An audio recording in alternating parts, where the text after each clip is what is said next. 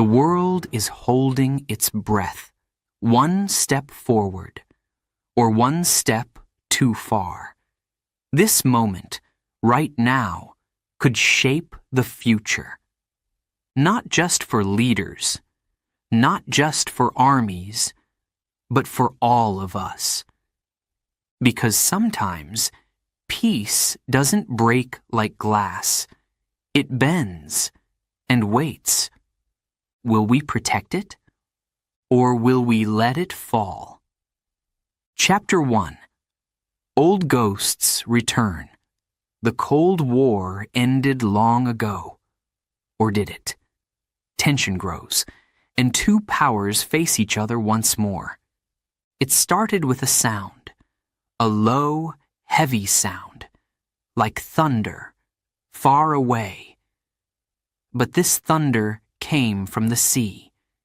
In the north, near the Arctic Circle, fishermen saw something strange, a dark shape, large, quiet, moving through the icy waters. "A submarine?" one man asked. The others nodded. Their faces were pale. They didn't say more. They just watched and waited. Later, the news broke. An old Russian submarine, nuclear-powered, silent for years, now, suddenly, active again.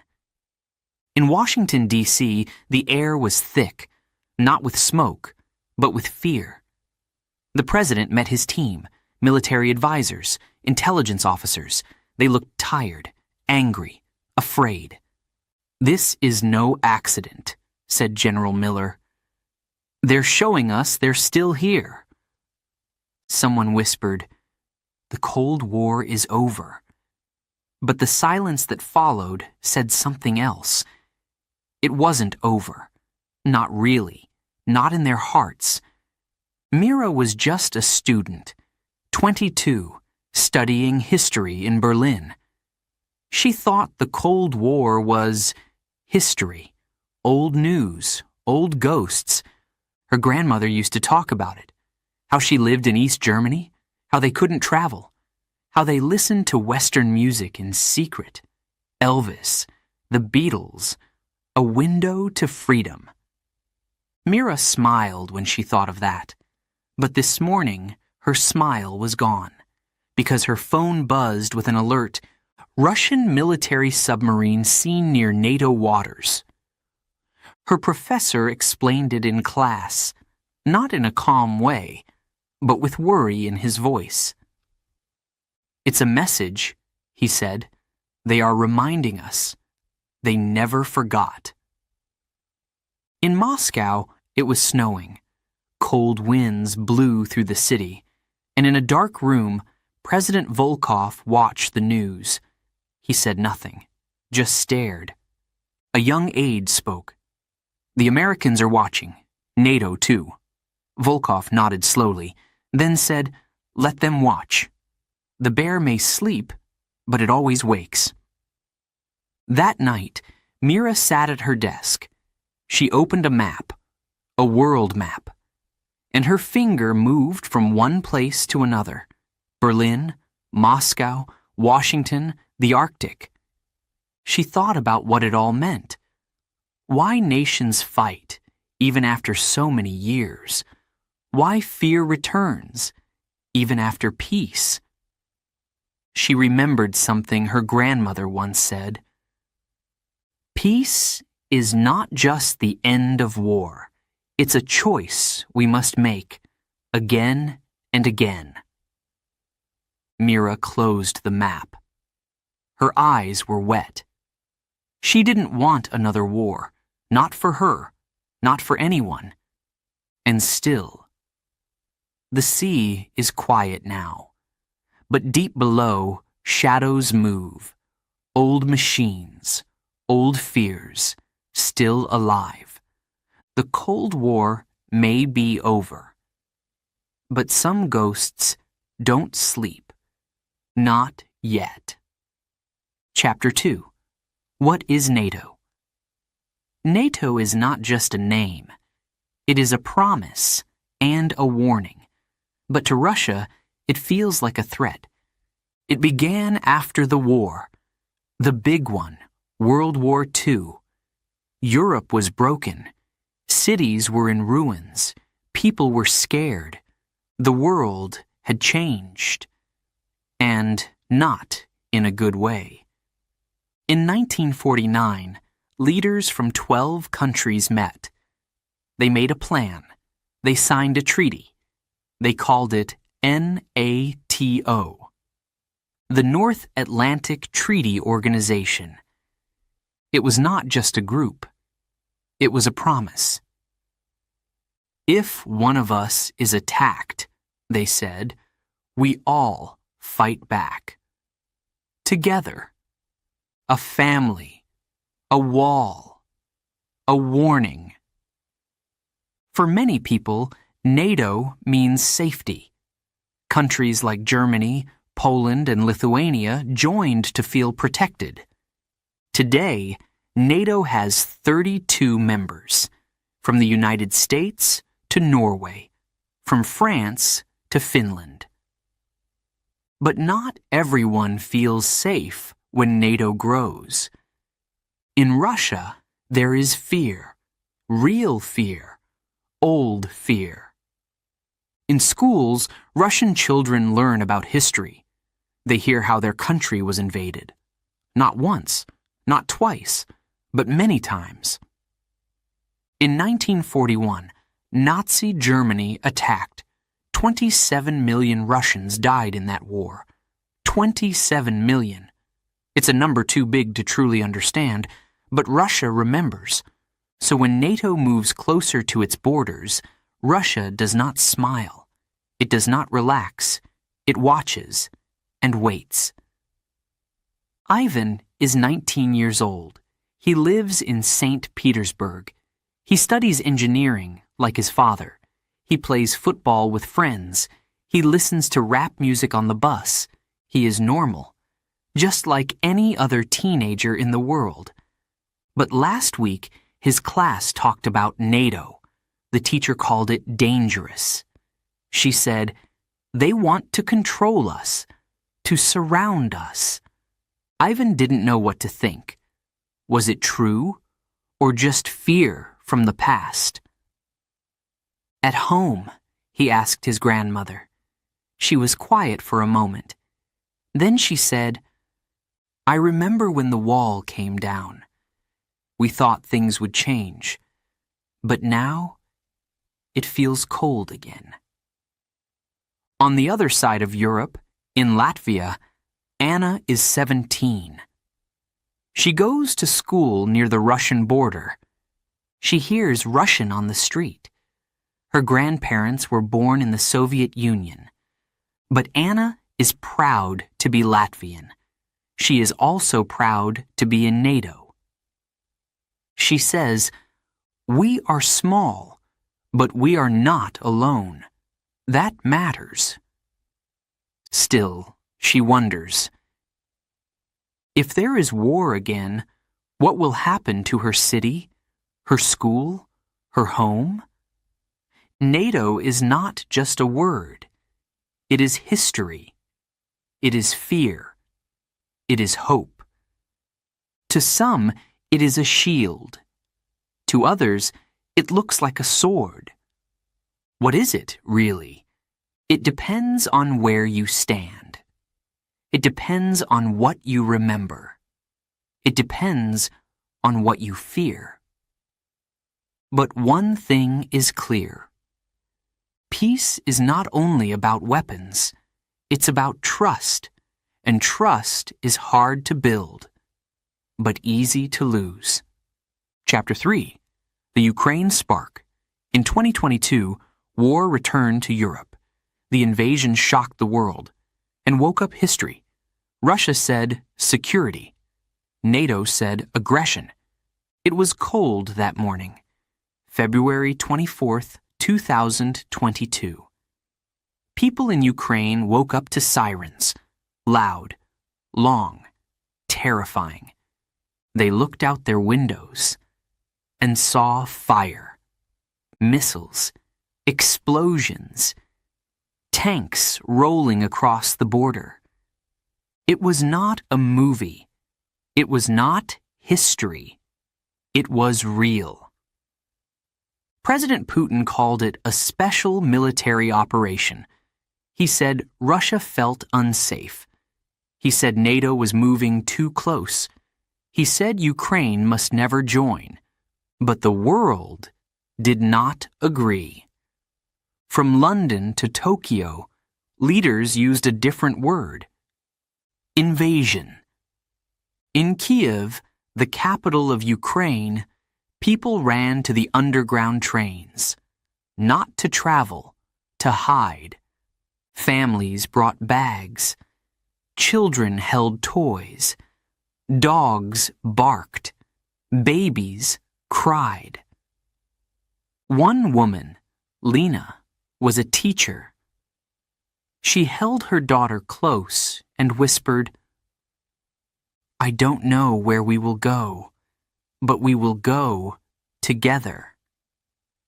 In Brussels, NATO held an emergency meeting, fast, serious, full of tension.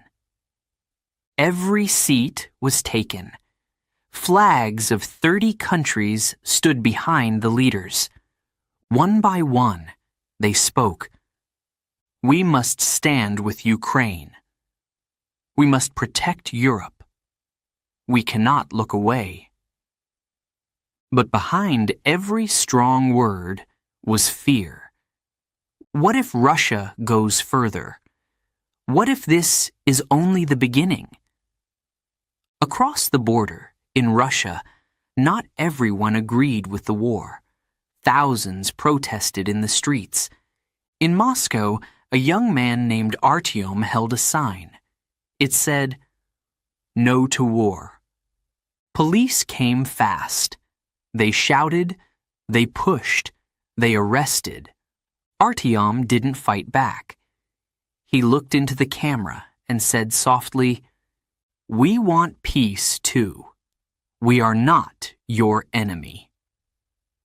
In Poland, thousands of Ukrainian refugees arrived, mostly women, children, old people. They came with nothing but hope. Some walked for hours. Some drove for days. Some had no shoes. Volunteers brought soup, blankets, and hugs. One Polish woman said, "My grandmother was a refugee in World War II. Now it's my turn to help."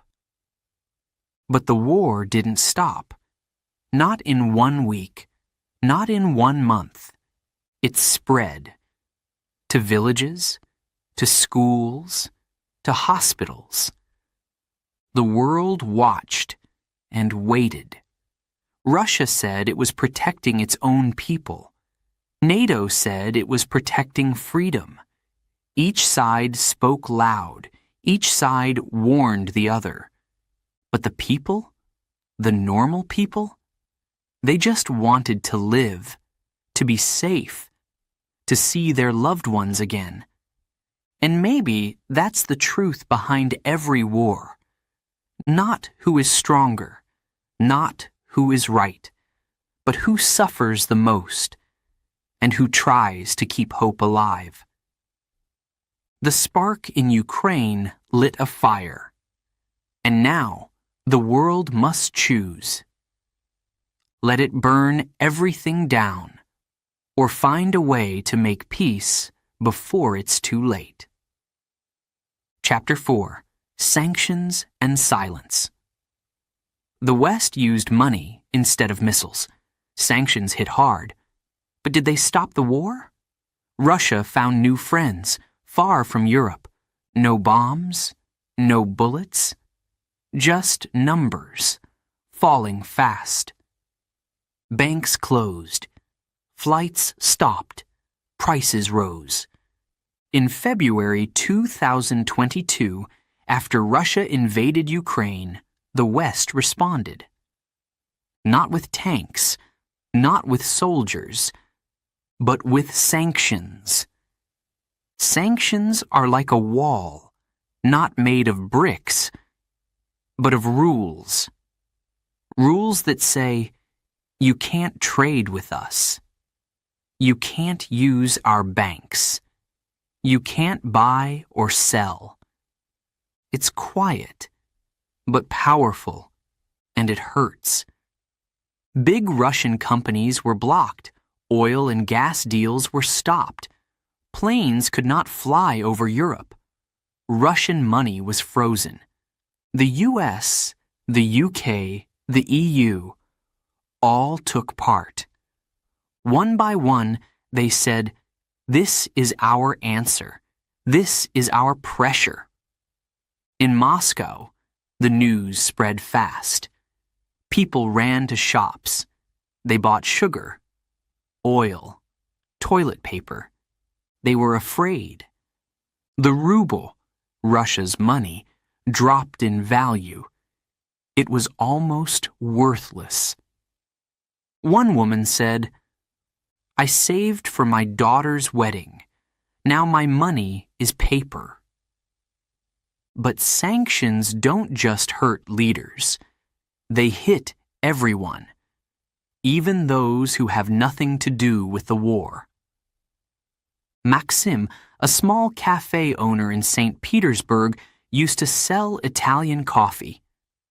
Now, the shop is quiet. His shelves are empty. "I didn't vote for war," he says, "but I'm still paying for it." Still, Russia did not break. It turned east, China, India, Iran. These countries didn't join the sanctions. They still bought Russian oil, still traded goods. Russia found new friends, far from Europe, and slowly, the economy changed. It didn't grow, but it didn't fall apart either. In the West, some people asked hard questions. Are sanctions enough? Do they stop bombs? Or do they just create silence? Silence from Russian TV, which showed only one side of the story. Silence in the streets, where protests were crushed. And silence between people, who once talked and now turned away. Nina was a teacher in Paris. Her best friend, Katya, lived in Moscow. They met at a language school years ago. They used to send messages every day. But now, nothing. No more texts, no more calls. One day, Nina finally wrote, "Are we still friends?" No answer. Sanctions can freeze money. But can they freeze feelings? Can they stop war? Or just start new walls? In history, sanctions have worked. In South Africa, they helped end apartheid. In Iran, they stopped nuclear programs. But each country is different. Each moment is its own story. Sanctions are not bombs, but they are weapons, just quieter. So, what happens next? Do sanctions push peace or build more anger? The West chose money over missiles, but the war continues and silence grows. Sometimes the loudest sound is the one you don't hear. Chapter 5. Nuclear Words, Dangerous Games. Leaders spoke with cold eyes and heavy threats. Don't cross the red line. The world held its breath. Some words are louder than bombs. Some words can freeze time. This was one of those moments. On TV, a Russian general spoke slowly. Behind him was a map. No emotion in his face. Just this. If NATO enters, We will use all our power, even nuclear. The world stopped. People looked at each other and asked, "Did he really say that? Is this just talk or a warning?" The Cold War ended in 1991, but the weapons stayed, thousands of them. Russia has over 6,000 nuclear warheads. The U.S. has about the same. Even small ones can destroy a city. One mistake, one wrong move, and everything could change. In New York, people remembered the 1962 Cuban Missile Crisis. 2 superpowers. 1 week. Almost the end of the world. That was history. Now it felt close again. In a school in Warsaw, Poland, children practiced a new kind of drill. Not for fire, not for earthquakes, but for something darker. "Go to the basement," the teacher said. "No talking, stay low, cover your heads." Some kids laughed, but others didn't. Anna, 12 years old, didn't laugh. Her father was in the army. She saw him packing his bag that morning. "I'll be okay," he said, "but if the sirens sound, listen to your teacher." In Russia, the message was different. Strong, proud, nationalist. President Putin said, "The West wants to destroy us, but we are not afraid." On state TV, they showed images of missiles. Big, bright, powerful. A talk show host smiled and joked, "London? Gone in 200 seconds. Some people cheered, others looked away. But behind closed doors, even leaders were worried. In Washington, one official whispered, "If this escalates, millions could die." A journalist wrote, "We are walking on ice, and it's starting to crack." Leaders tried to cool things down. The UN met. Talks began. Back channels were opened. Nobody wanted nuclear war. Not really. Not even those who threatened it. Still, the words had been spoken. And once they are spoken, they stay in the air. Like smoke. Like fear. In Finland, a teenager named Elias read the news. He was quiet for a long time. Then he turned to his mother and asked, "Can one person end the world with a button?" His mother didn't answer right away. Then she said softly, "That's why we need smart people. Brave people. People who choose peace." The red line is not just a line on a map. It's a line in our minds, a limit we must never cross. Nuclear war has no winner. Only loss. Only silence. And so, we wait. We listen. We hope. We pray the people with power also have wisdom. Because in the end, the most dangerous weapon is not the missile. It's the voice that tells the world, "Go ahead." Push it. Chapter 6. New alliances, new fears. China watches. India chooses silence. Finland and Sweden join NATO. The chessboard changes fast. The world is never still. It moves. It shifts.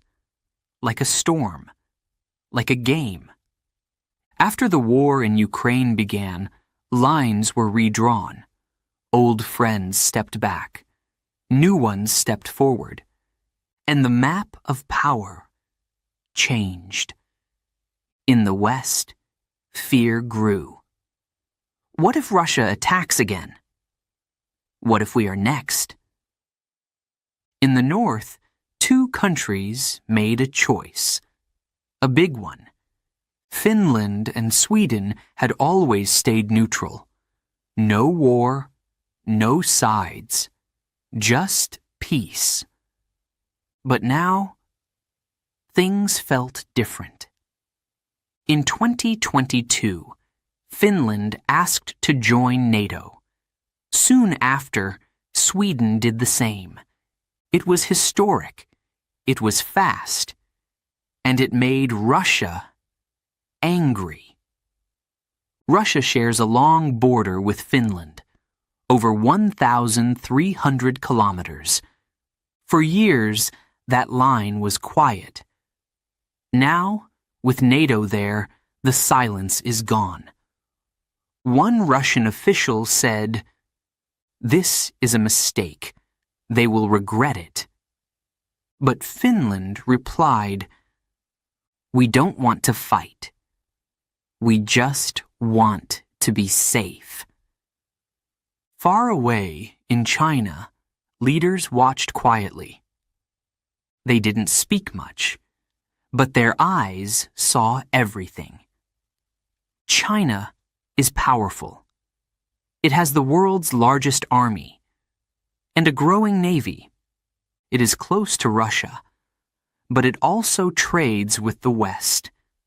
China did not take sides, at least not openly.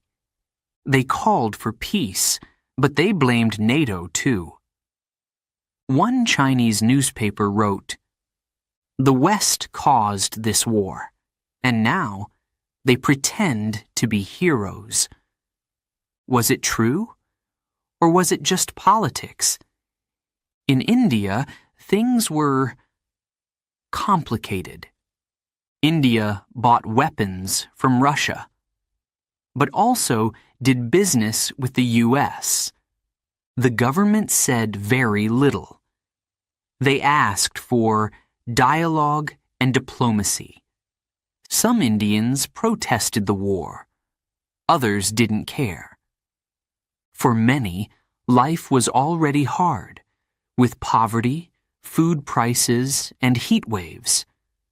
"Let the big powers fight," said one man. "We have our own problems." And while the world watched Russia, other powers began to rise. Turkey made deals with both sides. Iran sent drones to Russia. North Korea spoke of support. It felt like everyone was choosing a corner, a side, a team. The chessboard was filling up, piece by piece. But in every game, there are people, real people, caught in the middle.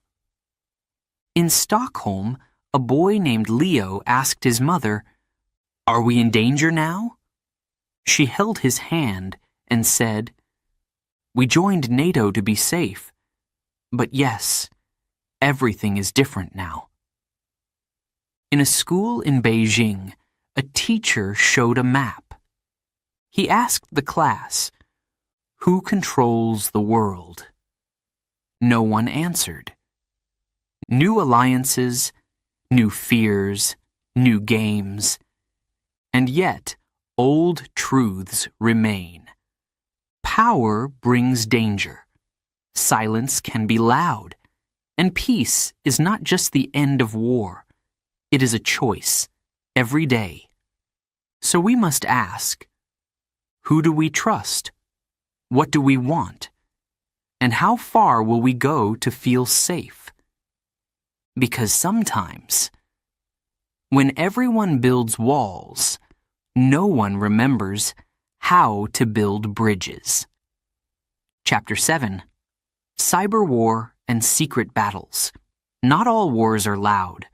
In the dark corners of the internet, another war begins. A war with no flags.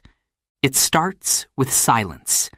No bombs, no tanks, just a screen, a password, a simple click.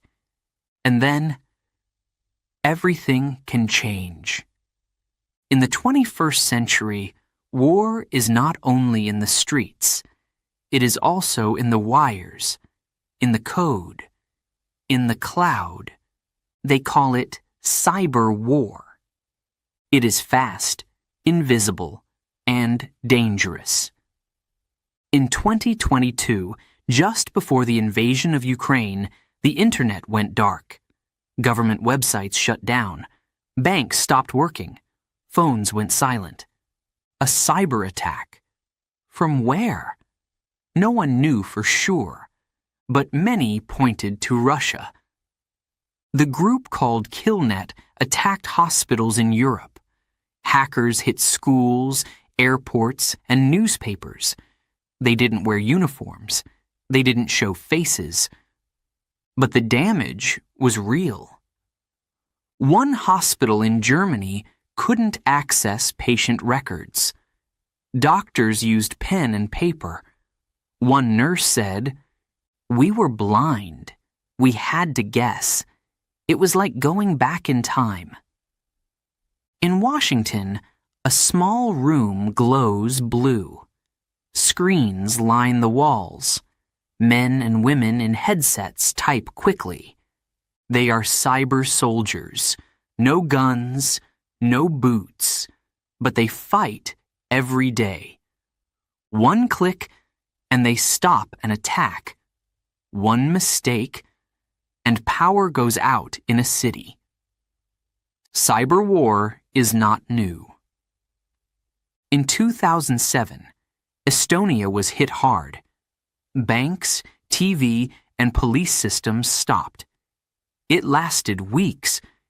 In 2010, a virus called Stuxnet hit Iran. It slowed their nuclear program. Cyber tools can be more powerful than bombs and quieter than spies. Even children are learning these skills.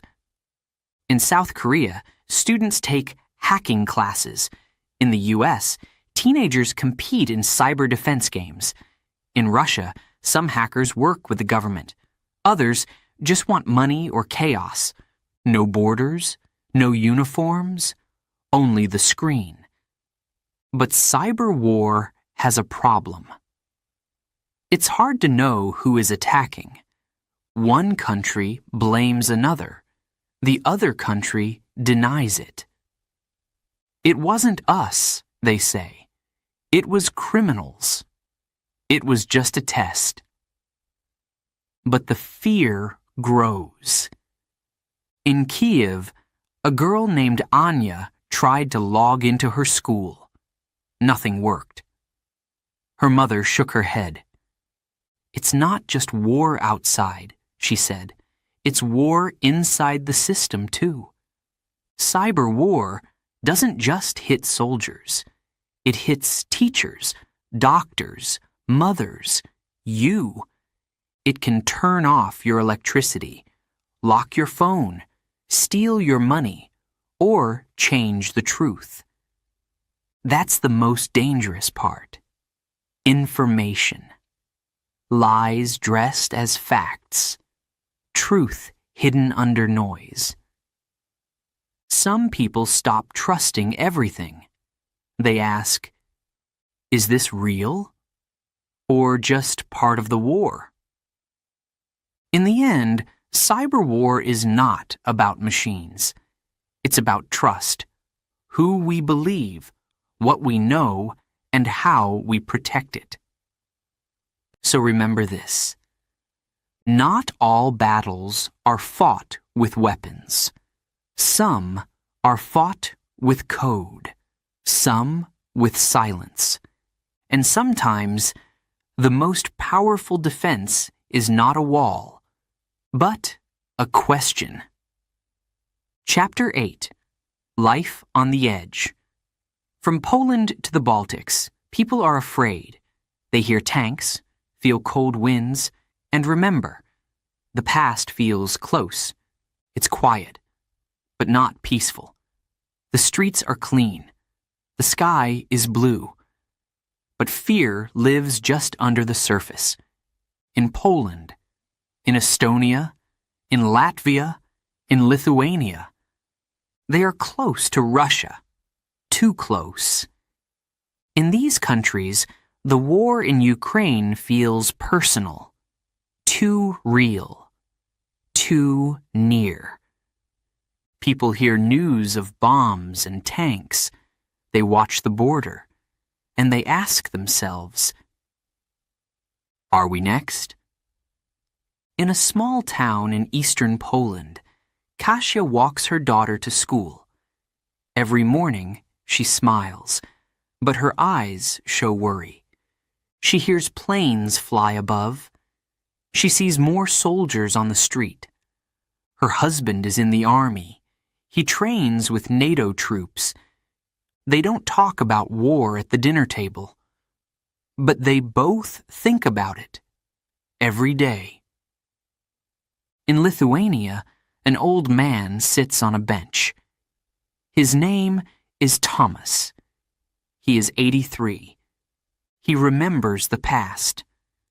When the Soviet Union controlled everything, when people disappeared at night, when no one felt safe. Now, he watches young people scroll on their phones.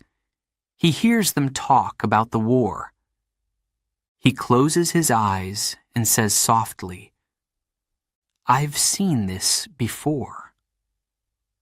After 1991, these countries became free. They joined the European Union. They joined NATO.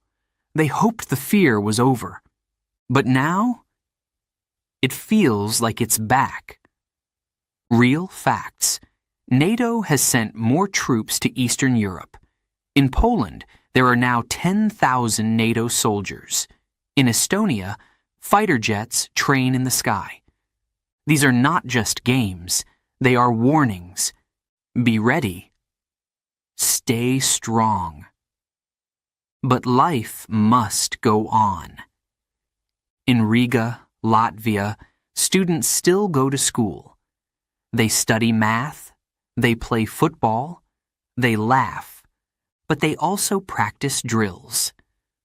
What to do if there's an attack, where to hide, how to stay calm. One boy, Arturs, says, we play war games in the yard, but I know the real one is close. In Estonia, a teacher explains to her class, we are part of NATO. If one of us is attacked, all will help. The students nod. But one girl asks, what if help comes too late? The teacher has no answer, just a deep breath. In cafes, people whisper. At bus stops, they read headlines. Everyone is watching and waiting. Fear does not scream. Sometimes it just stands nearby, like a shadow.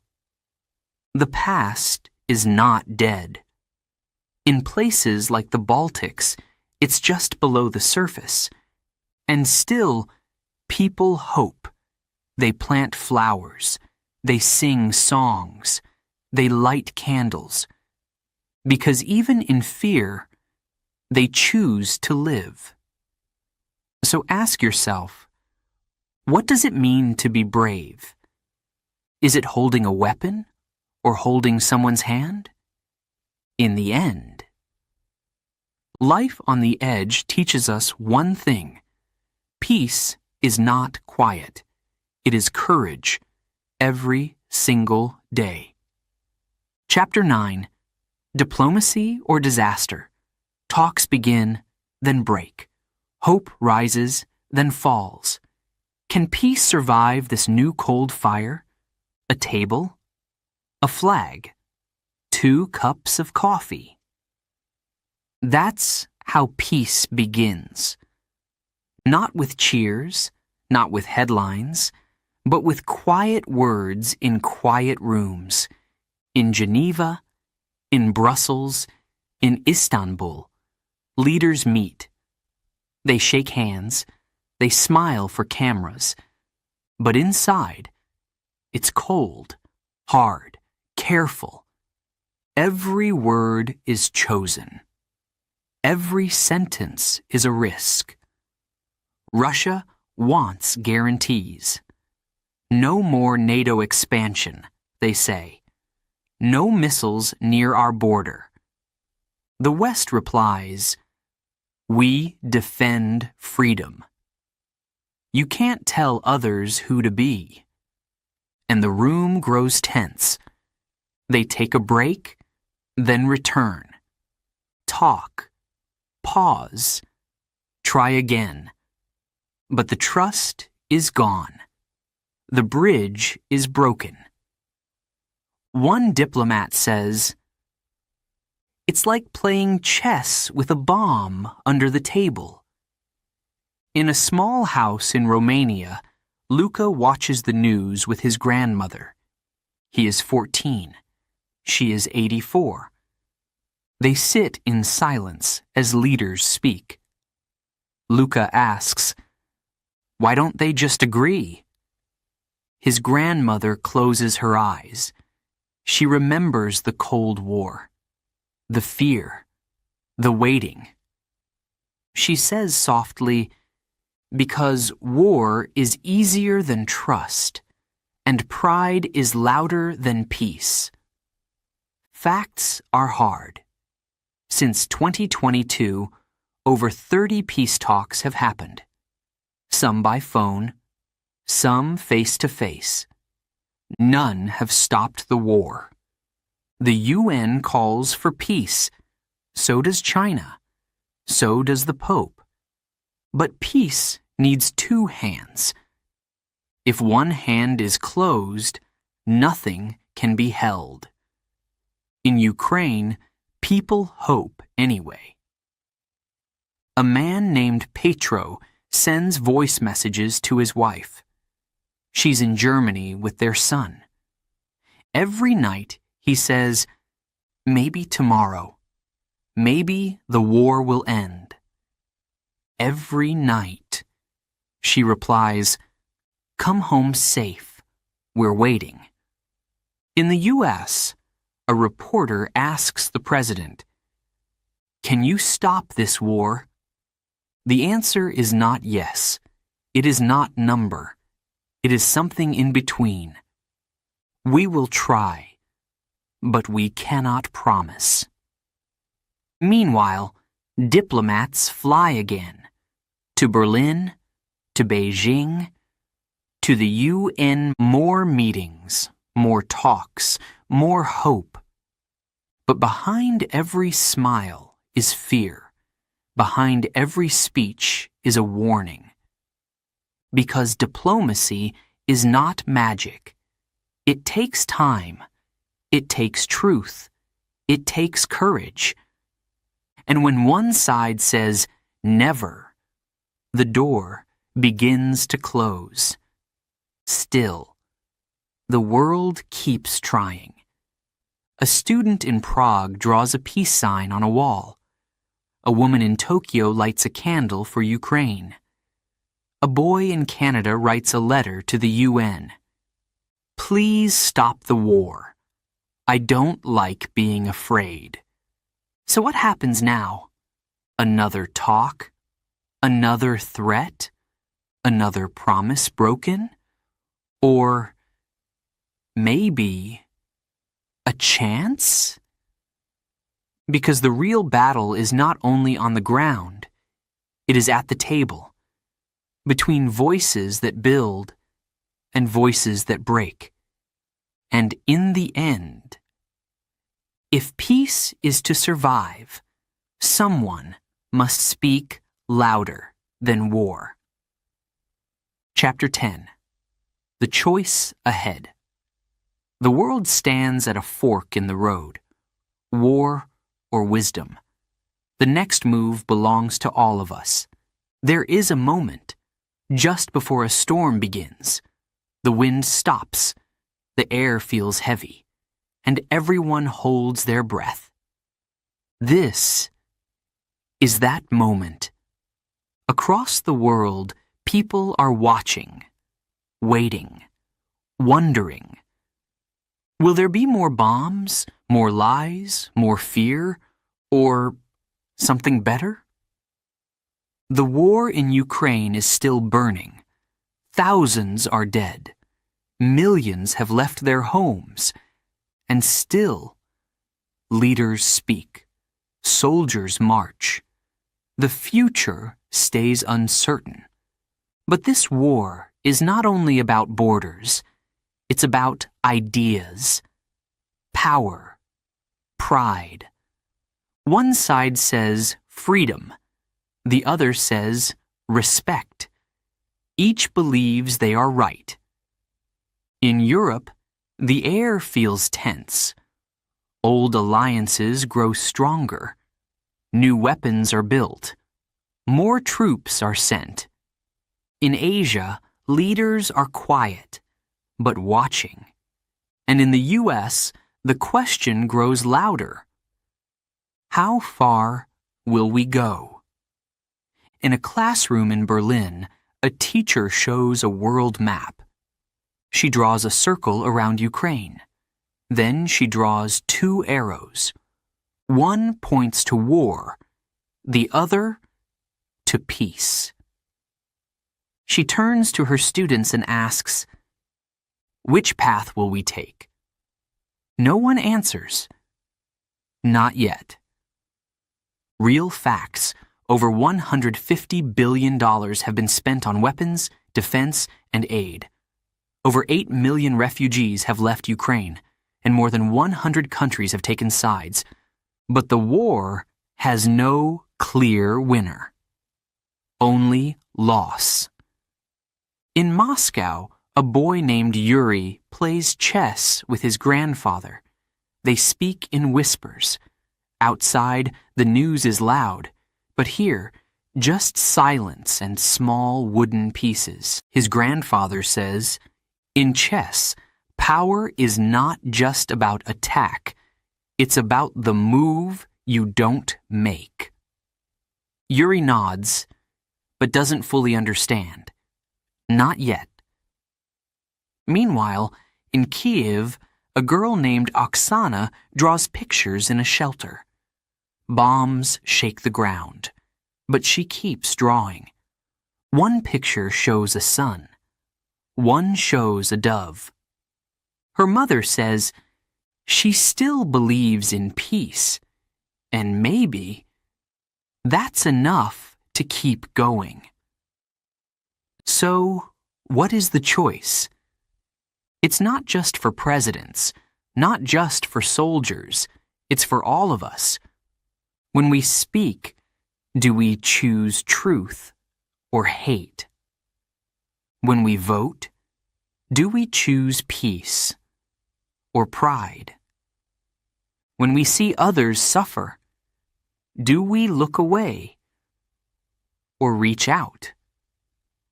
The world stands at a fork in the road. Left or right? Fight or listen? End or begin? No one knows what tomorrow brings, but today, we have a choice. And maybe the future is not built by leaders, but by moments, by people, by small, brave choices. Because in the end, war is loud, but wisdom is the voice that dares to speak after the guns go silent.